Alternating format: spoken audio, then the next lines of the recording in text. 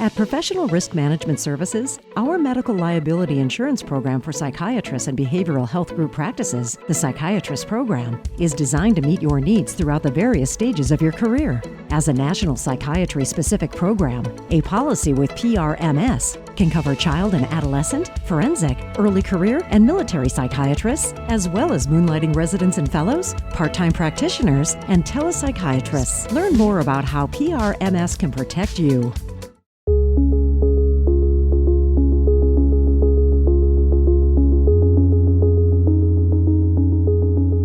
Right. Well, thank you everybody for joining us to the Washington Psychiatric Society podcast.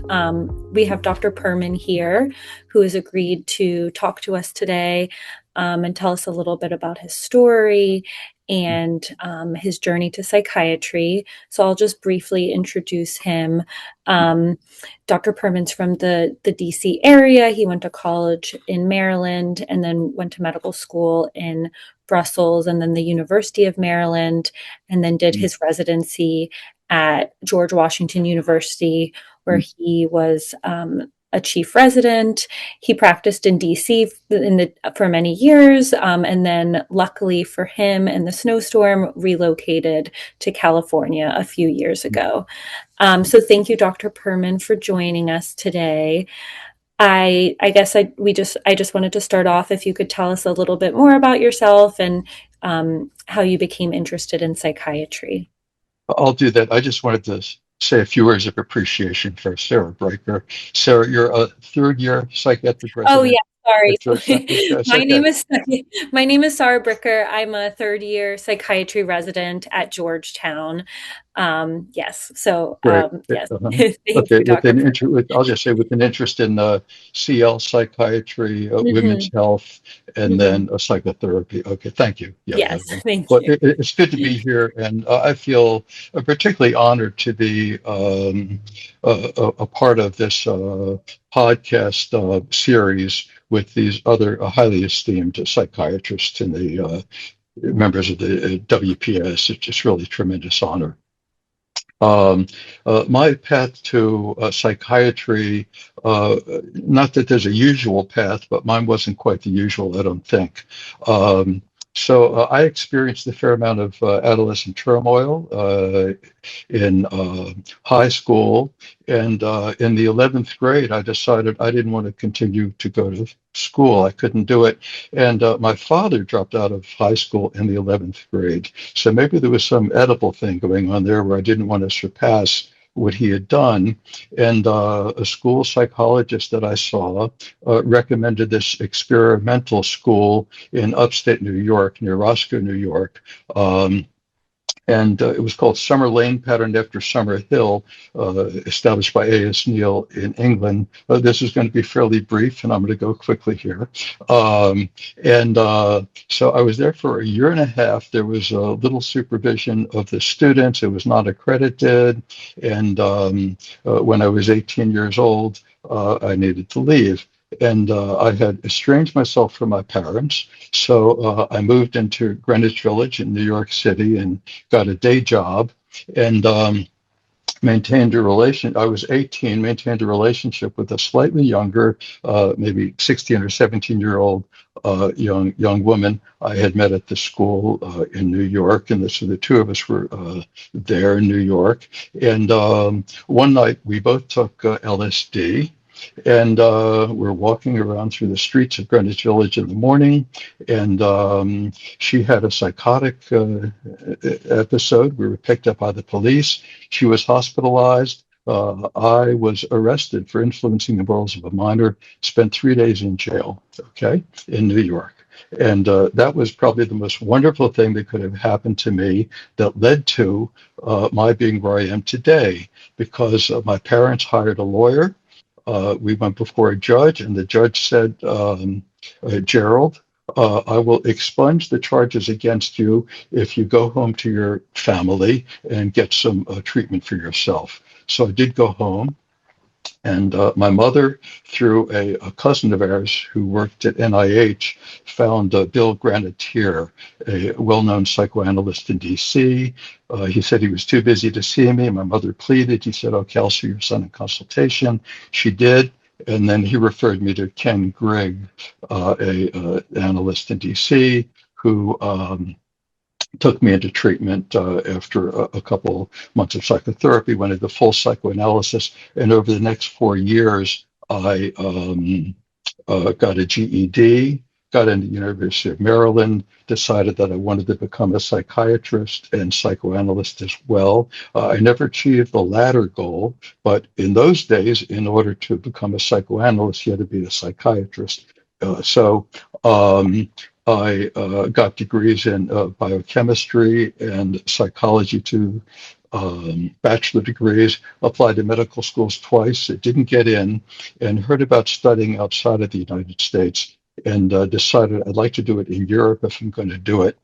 And I got C's and D's in Spanish, which was one reason I didn't get into medical school, but I wanted to do it in French. So I went to France for 9 weeks to study French, applied to a dozen French-speaking medical schools, got into the second year of a 7-year medical school in Brussels, Belgium, the Free University of Brussels, attended medical school in French for the second, third, and fourth year, transferred to University of Maryland, in Baltimore for my third and fourth year, and then was accepted for residency training at GW.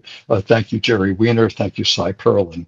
And then did residency training there. And then I've been in a private practice for the past 45 years.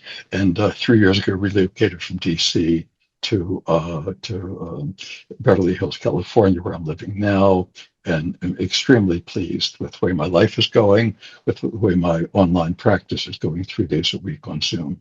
Go ahead, Sarah. Well, thank you for sharing that story. It's quite a journey, and I, really shows a lot of dedication. I'm curious, you shared a little bit about this, but I'm curious how you kind of became more involved in psychodynamic therapy and that aspect of your journey. Sure. I think the career path that we choose for all of us has to do with those who we're influenced by along the way. So many, not so many, but a number of residents at GW are interested in a global psychiatry, for example. I think through the influence of Jim Griffith, what he's done, the tremendous influence he's had on them. And I think so.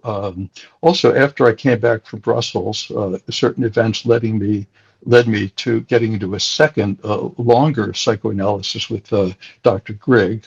Again, enormously helpful. And I think that one-on-one treatment that I had got translated into my interest in psychodynamic psychiatry, psychodynamic psychotherapy over the decades. And that's been my main interest, and it's what I've done. So that's why. Yeah. Yeah, thank you. And I know we have a lot of attendings on the call, but we have a few residents as well.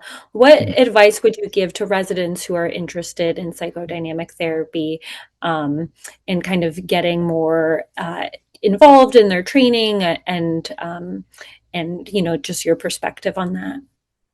Yeah. I know that the Washington-Baltimore Center for Psychoanalysis has a 2-year training program in psychodynamic psychiatry, psychodynamic psychotherapy. And at least a few years ago, a way that it worked was that after the first year, you could decide, do you want to complete this 2-year course, or do you want to go in a different direction and get full psychoanalytic training? One of the strengths of GW's programs is the supervision that they get, and they've been able to get from analysts and analytic training. So take advantage of anything you think that would enhance what you want to do. Something I tell my patients is never take yourself out of the running of a race. Let somebody else tell you that you can't do something, but you go for it. And that's what I encourage residents to do. Yeah. Yeah, thank you so much. That's really Yeah, helpful. sure. And I know you mentioned you're involved in, you were and you currently are still involved in different psychiatry publications, and that, Mm. I'm wondering if you can tell us a little bit more about that and your involvement. Yes, that's turned out to be a tremendous interest of mine.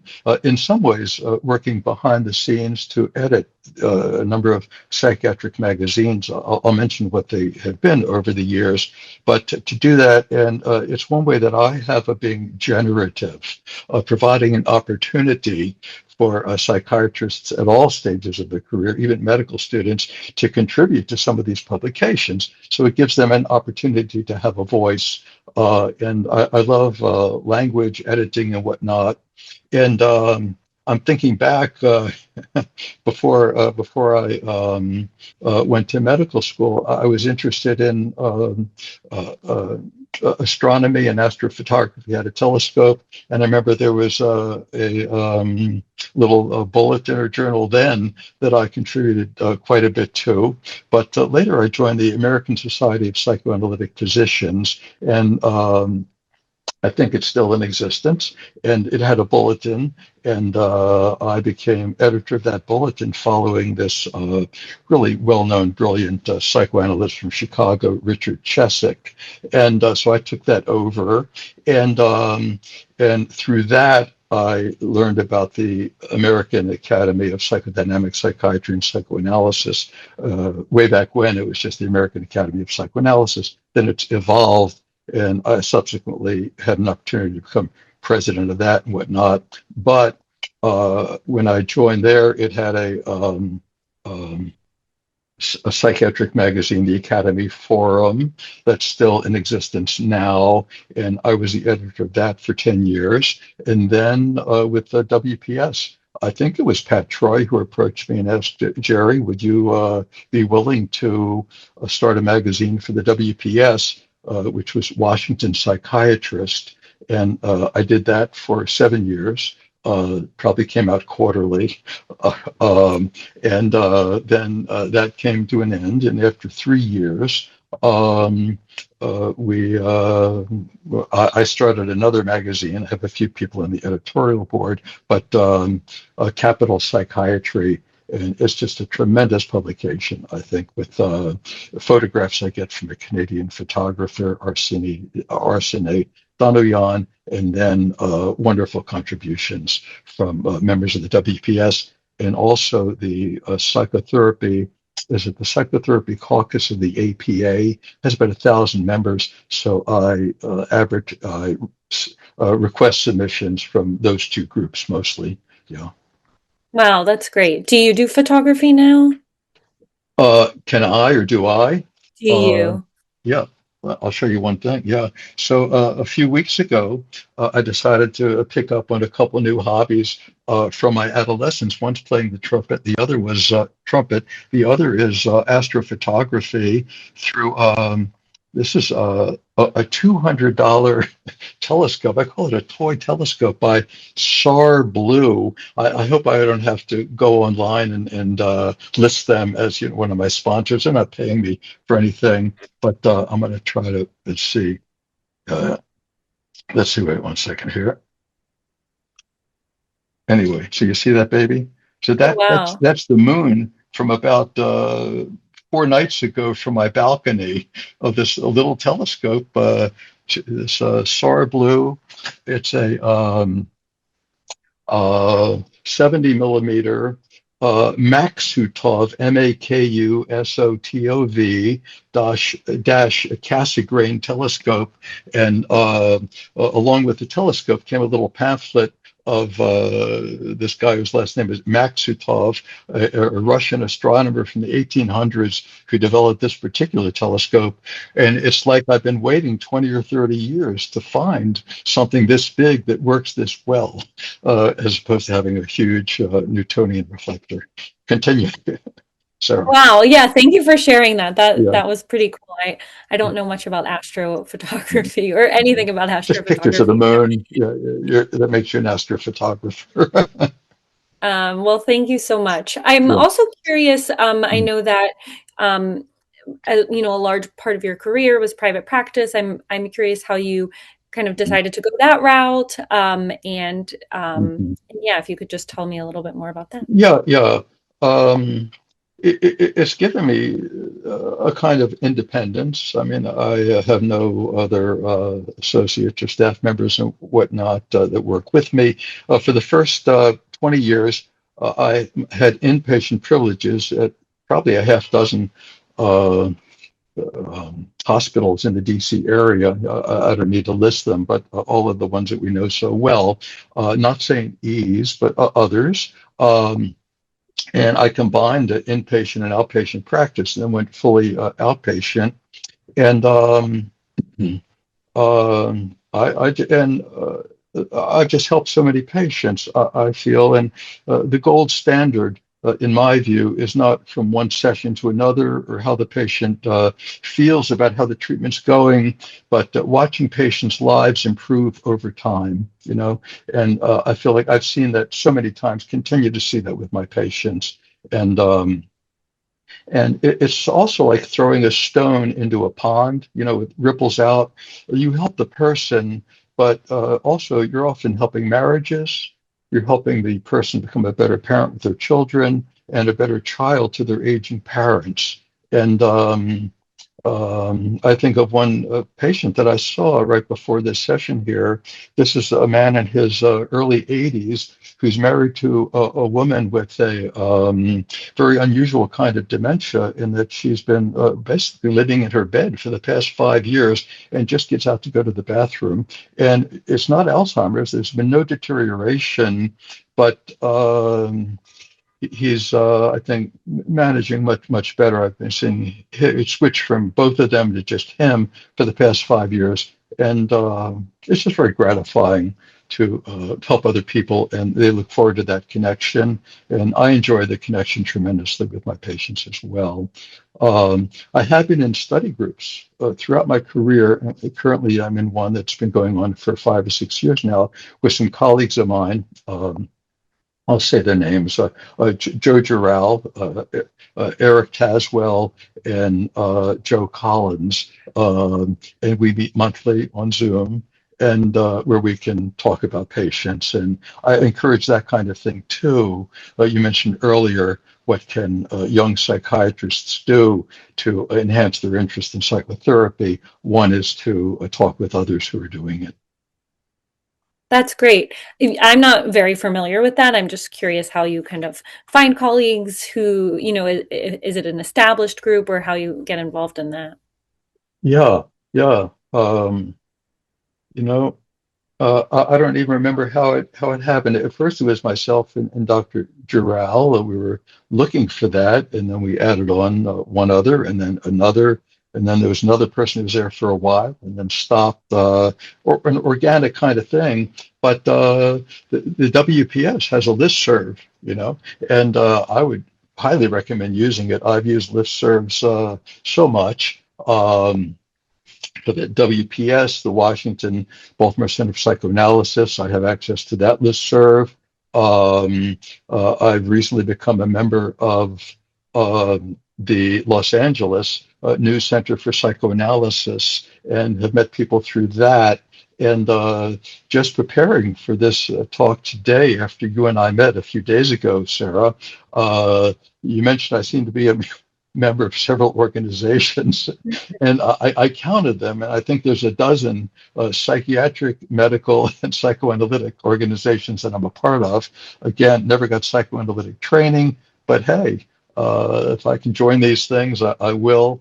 And I encourage all of you to do this, especially younger folks. Join whatever you can. Why not? Usually these things don't cost an arm and a leg. And I tell people you get a lot more back from them than it costs you to participate. Yeah, thank you so much. That's really helpful advice. Mm-hmm. Um, in terms of how, how you've been seeing kind of the practice of psychiatry change since you were a resident and now, I guess how have you seen it change and where do you see the field going? Oh yeah, yeah. There have been tremendous changes. As you all know, the word psychopharmacology leaps to my mind. How when medications came on board in the 1950s, um, psychiatry was still doing most of the psychotherapy and uh, prescribing these medications. And then the psychologists, of course, sued the American Psychoanalytic Association. Either in it might have been 1978. Somebody can correct me if I'm wrong, and then got in the door to get psychoanalytic training. And now social workers, psychologists, nurse practitioners, so many other people are doing um, psychotherapy now, and psychiatry, by and large, has taken a back seat to that. And economics play a huge part too, where psychiatrists see that they can earn more money by seeing five patients for medication checks for other people's practices than they can by doing a psychotherapy, sorry, hour by and large. And then we could get into a whole discussion about managed care that we're not going to do right now, that has affected the practice as well. And one of the things that I've just enjoyed so much about what I do is that I've been able to um, have my practice without being part of any kind of managed care networks or whatnot for the past 20 years at least. And also, I only treat my own patients. So I may see a number of patients, maybe 10 or 12 or so every 3 months who are on medication, stable on the medication.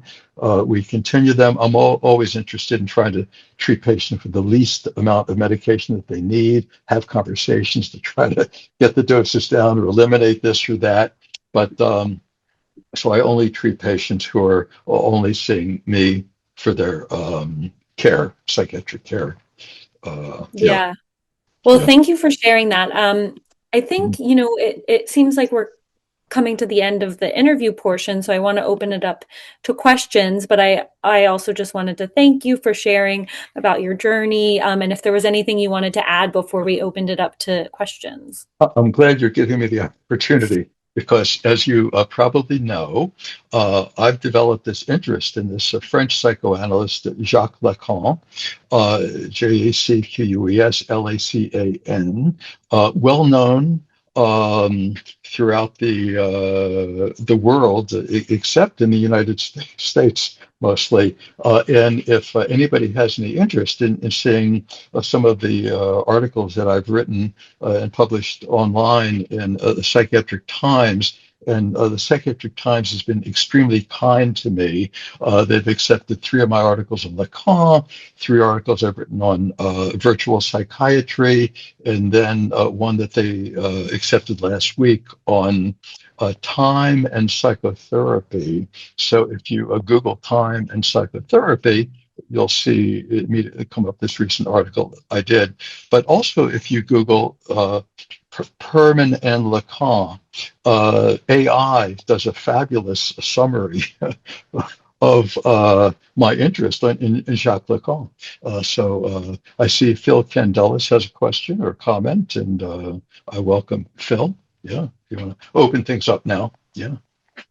Thanks, Jerry. Yeah, you've done such great writing and work with the magazines here. I was just wondering how you developed that interest. We say you got to be a good writer to do what we do, and you've done that, on steroids doing it. How did you get into becoming a writer, I appreciate developing? that. Mostly it's editing, but also I have written a fair amount of things over the decades. And I mentioned that usually we develop a certain specialty based on mentors, people that we come in contact with that influence us, and often starting with our parents. And my mother was a secretary for B'nai B'rith for decades, and she took shorthand. And she also had this musical side to her too. She studied piano as a little girl in Baltimore, and she continued to be the pianist for three women when into her late 80s who used to sing Yiddish songs at Holocaust events and nursing homes and whatnot. But the writing and in part that's influenced my interest in Jacques Lacan, who combines linguistics with Freud. So, but yeah, yeah. We are, Lacan would say, we are our words rather than we're somebody who speaks our words. He would say the self, the person, is the words that we have in our heads. That is who we are, and it's a powerful thing there. Yeah, good for But you. thank you. Paul Hamburg in Boston introduced us to Lacan during resident. It was so dense. I don't think any of us got Yeah, it. it's So impossible. God, It puts you to sleep. Yeah, just trying to read Lacan himself. But this analyst from Philadelphia, Paul Fink, has written an enormous number of books about Lacan, and I highly encourage you to see that, or go online and read one of the three short articles that I published. And just like Salman Akhtar once said, he wanted to be the Marcus Welby of psychoanalysis. Bring it to the people. My interest has been to make Lacan interesting, and his ideas, if not himself, but his ideas of interest to the American public. Yeah, yeah. Other comments, questions? Yeah. Mm. I think people can just, if you can unmute yourself, feel free. So good to see you here. Yeah. Mm. Mm. Yeah. Mm. Dr. Perman, I'm curious how you became interested in Lacan. Yeah, thanks. Yeah. So I mentioned that I've been involved with the American Academy of Psychodynamic Psychiatry and Psychoanalysis, and a good friend of mine, Joe Silvio, some of you know Joe, a longtime analyst from the DC area. He was the book editor of Psychodynamic Psychiatry, which is the journal of the Academy. And 10 years ago, he asked me to review a book by Bruce Fink on Lacan. It was volume 1 and volume 2 of some of his collected writings. And the title, not the subtitle, but the subtitle of these two books by Fink is Against Understanding, and then colon, and then Jacques Lacan, something else. And the idea behind that is that if you're trying too hard to understand what the patient is saying, and you're just listening to the words as opposed to the music behind the words, you're going to be missing out on a lot. And so Lacan was quite a rebel in that he was excommunicated from the International Psychoanalytic Association because one of his ideas was to have these variable length sessions where he would just stop the session at a moment he thought important and end the session. It could be 5 minutes, 20 minutes, 40 minutes, 30 minutes, whatever. And he lied to the International Psychoanalytic Association, telling him, well, he stopped the practice, please take me back. But they found out that he was still doing it, so he was excommunicated from there. So he was a bit of a rebel. And I told you at the beginning of my talk here that I dropped out of high school in the 11th grade. So there's always been this rebel part of me too, and I think that was part of the attraction to Lacan. I was interested in avant-garde jazz in the 1960s. Ornette Coleman, Eric Dolphy, Charlie Mingus. These were the people I listened to, very far out stuff, and then loved the blues and played guitar, and Johnny Winter, Stevie Ray Vaughan, Eric Clapton. Anyway, some of my idols and whatnot. So there's a long answer to a short question. That's great. Thank you so much. That Yeah. really makes sense.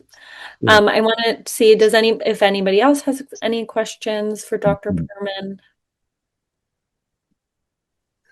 Connie, Jerry, I wanted to say your journey is really fascinating. And I mean, I tune into these podcasts to, learn more about my colleagues. Yes. And never would have known about your journey. Yeah. I also know that you play the banjo. I also know that you work with the impaired physician section of MSDC. Thanks. Yeah. That's been just an important interest of mine for the past 15 years or so. The Physician Health Committee working with impaired physicians, meeting monthly with this committee, the WPS, for 15 years. It's been great. And somebody who was on the committee with me for years had been David Levi. Okay, you know David Levi? Okay. Yes, yes. So yeah, yeah. So David now lives in Calabasas, California, and my wife Martha and I had dinner with David about 4 or 5 nights ago, and David had been a supervisor of mine when I was a psychiatric resident at GW, you know, for a year, psychotherapy supervision, and it was interesting. David reminded me or observed that I was just super serious of wanting to follow all the rules and whatnot, you know, way back when. And I presented a much looser and freer version of myself when we had dinner a couple nights ago. We had dinner with them a few months ago as well, but that was quite a gratifying conversation to have with Dr. Levi, and he had been on that committee with me for years too. Yeah. Are you continuing with that work with MSDC? Yes, yes, yes. With the Internal Yes. Revenue Service. Yes. In fact, Was a tax compliance officer. maybe Colleen Blanchfield is having somebody. There you go. Yeah. And in fact, so Charles Saminow, who many of us know on this call here, so he's been the chair of the committee for 7 or 8 years now, maybe longer. And I nominated him to be like the person of the year to the Medical Society of DC, and they accepted that nomination. So he's going to get some special award for chairing that committee. So again, trying to be generative, support my fellow psychiatrists, and and I encourage everybody on this call to follow your gut, so to speak. I mean, you want to pay attention to your frontal lobes as well as your limbic system. but at the same time, don't shut down your limbic system too quickly. Dr. Perman, thank you for your presentation. It's great. This is Artin, and I'm very, I don't know the right word, happy to see your authentic self, you know, talking about yourself and your journey. But I'm also surprised that a psychodynamic psychoanalyst is so much authentic because of the blank slate we talk about in psychoanalysis. Can you tell me a little bit more, or tell us a little bit more about that level of authenticity to speak in to your that. practice? Sure, happy to speak to that. You know, I think of us who, when we work with patients in psychotherapy, as there's a certain kind of split that takes place. On the one hand, for the patient, ideally, the patient's going to experience the conversation as a fireside chat that they're having with anybody, and it'll be fairly seamless. And they're not going to be concerned about whatever they think technically is going on in my mind when I'm seeing them. On the other hand, there's a huge ethical, moral piece to working with our patients, and we bring to bear everything we've learned, everything that Sarah Bricker has learned in her 3 years of residency training. When she meets with her patients, she's bringing that to bear as she listens and talks with her patients who have no idea what she's been studying, what she's been learning, but Sarah knows. And so there's a kind of split that goes on where one is one real self. And it's been written about so many times in the psychoanalytic literature that nobody's really the blank screen that they imagine themselves to have been way back when, given the decor of their office or the lack thereof. We're letting patients know who we are. Yeah. So, and we're also somewhat different with different patients quite a bit. So I got some communication. There was somebody who wanted to, enhance my website for Google or whatnot. So I ended up getting to this backdoor sort of conversation with this person who was telling me about how she's trying to form a stable identity and whatnot. And Lacan has the idea that we don't really have that stable identity. It is stable in some ways. He talks about a fundamental unconscious fantasy that we all live our lives by over the decades. But that aside, we're somewhat chameleon-like, and that when we're in different social situations, professional situations, in a study group, with your colleagues on the inpatient unit, you're going to be somewhat different, you know. So, yeah. So our authentic self, there's many versions of our authentic self that comes through. It's nice to be here part of this with this group today, and people I know have warm feelings for, and I can let my hair down a little bit and be myself in a way that I may not be in some other situations. Yeah. Yeah. Thank you, Dr. Perman. I think we might be running out of time. We might have time for one last question if there are any. I'm not sure if there are. Well, the young man from Alabama, welcome to the WPS. And something you might want to do is to go to the WPS website. It's dcpsych.org, dcpsych.org. And on the one hand, there's always one hand and the other hand. On the one hand, you could scroll down to look at capital psychiatry and flip through it and see what that looks like. But maybe more importantly for you would be to go to the image, to the place where you press on to see some of these recorded podcasts. Okay, it must be a dozen of them now at least, and really get an idea of what some of my colleagues in the WPS have to say, what they're about. And it's been eye-opening for me too, because I've listened to half a dozen, if not more of them, and have learned things about my colleagues that I never knew before. Yeah. Thank you for the advice. Yes, I will do that. Yeah. Okay. Thank you, Dr. Perman, so much for joining us today and for speaking with us and telling us all about your journey to psychiatry. It's really wonderful to hear about your long-lasting impact on the field in terms of the organizations and publications and everything. So thank you again. Thank you, Sarah. You did a nice job of moderating today, and it's gone both ways. Not only have I made some additions to the field, but the field has made a tremendous addition to me, to who I am, both earlier in life and then given me this career that I love so much. I think it's the best job anybody could have. Yeah.